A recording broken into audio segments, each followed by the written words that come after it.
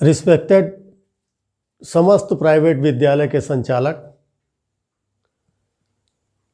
वैसे तो मैं कभी आज तक सोशल मीडिया पे नहीं आया और ना ही किसी प्रकार का विचार व्यक्त किया, लेकिन आज मुझे मेरी अंतरात्मा, चूंकि मैं एक शिक्षक हूँ और शिक्षक के साथ साथ संचालक हूँ, आप सभी के मन में भी ये बात उठ रही होगी और काफ़ी प्रश्न आपके दिमाग में आ रहे होंगे कि विद्यालय का संचालन कैसे हो। विद्यालय के संचालन के लिए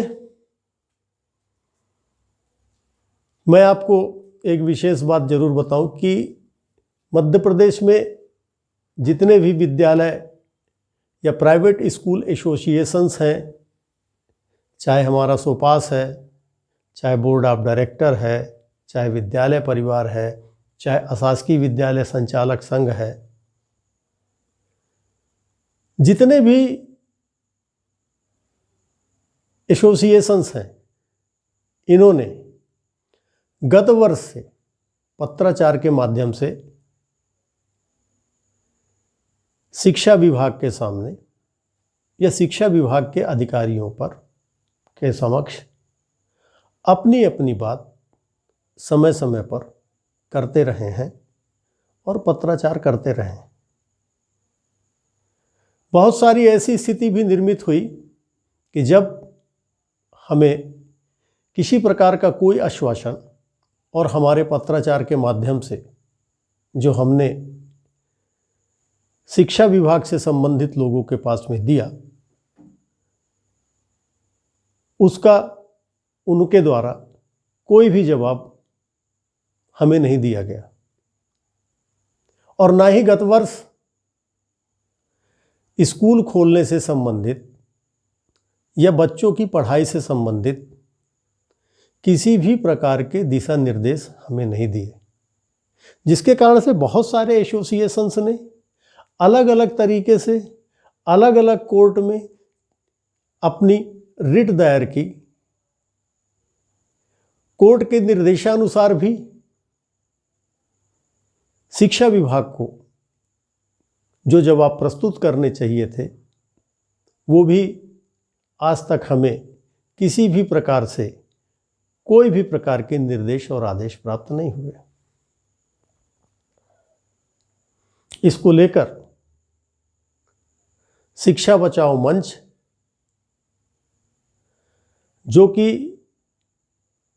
एक किसी भी प्रकार का एसोसिएशन नहीं है, उसमें समस्त प्रकार के संचालकों का एक समूह है, एक मुहिम है, एक आंदोलन है, शिक्षा बचाओ और बचपन बचाओ। ये आंदोलन जो है 3 अप्रैल से शुरू हुआ।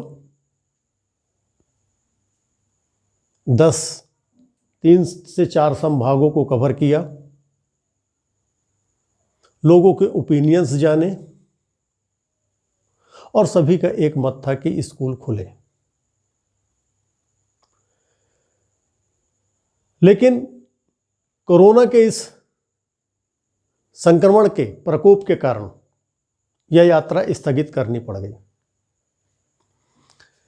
स्थगित करने के उपरांत भी लोगों के यह ओपिनियन हम लोग के पास आते रहे हैं कि स्कूल खुले। आप सभी के मन में एक भ्रम भी होगा, अभी सेकेंड स्टेज आई है, थर्ड स्टेज बच्चों की है। होना बात भी सही है, सरकार अपना अपने तरफ से प्रयास कर रही है, लेकिन जैसा कि आपको विदित है कि आज से कुछ दिन पूर्व माननीय मुख्यमंत्री महोदय ने 15 जून से स्कूल खोलने की बात कही थी। लेकिन आज जब हम गत वर्ष की बात देखते हैं और इस वर्ष की बात भी देखते हैं, तो आप देख रहे होंगे कि मोहल्ला क्लासेस, दूरदर्शन के माध्यम से शिक्षा, रेडियो के माध्यम से शिक्षा या शिक्षा से रिलेटेड इस वर्ष की कैसे होगी, इसका अनुमान आप लगाने लगे हैं।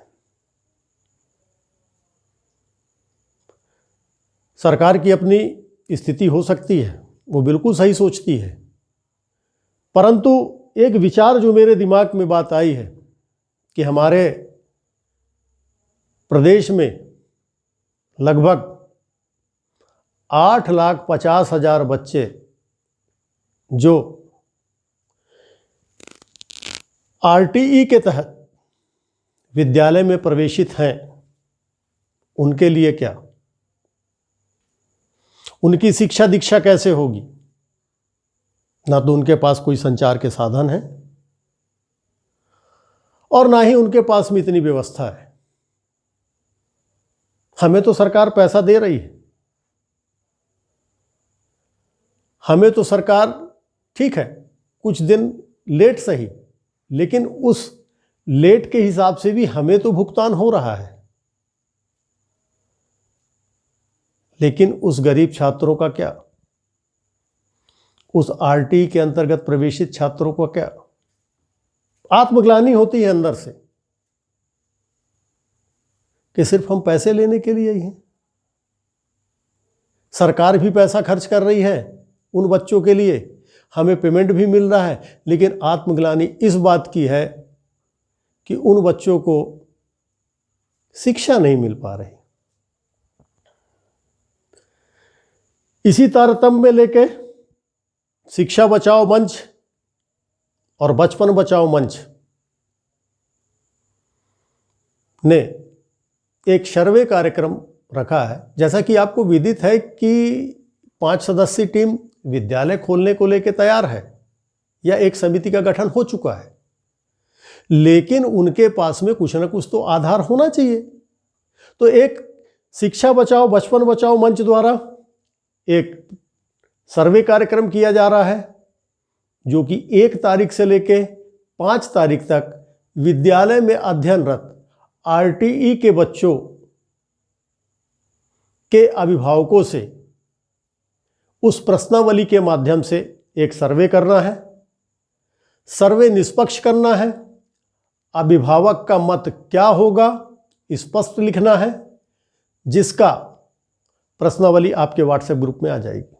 इसी प्रकार से 6 जून से लेके और 13 जून तक या 15 जून तक विद्यालय में अध्ययनरत अभिभावकों का भी ओपिनियन इसी प्रकार से प्रश्नावली के माध्यम से लेना है।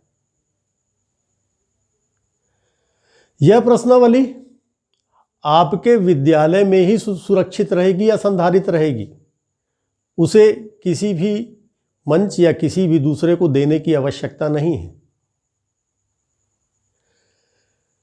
और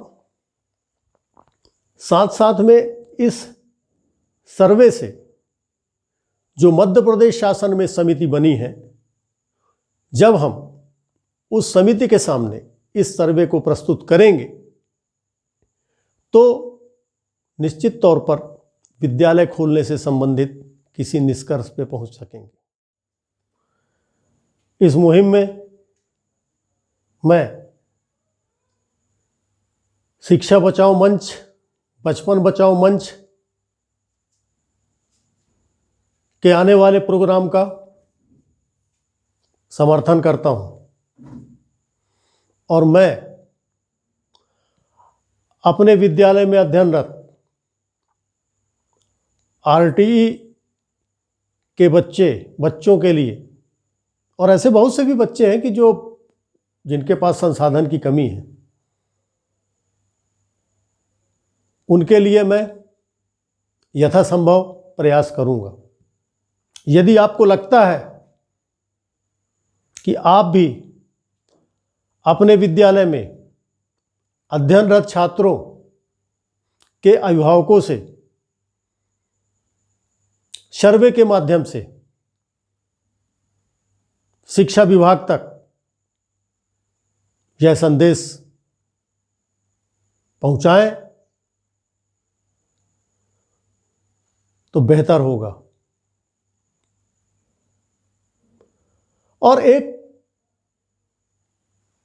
सर्वे के माध्यम से यह बात स्पष्ट भी हो जाएगी कि अभिभावक क्या चाहता है।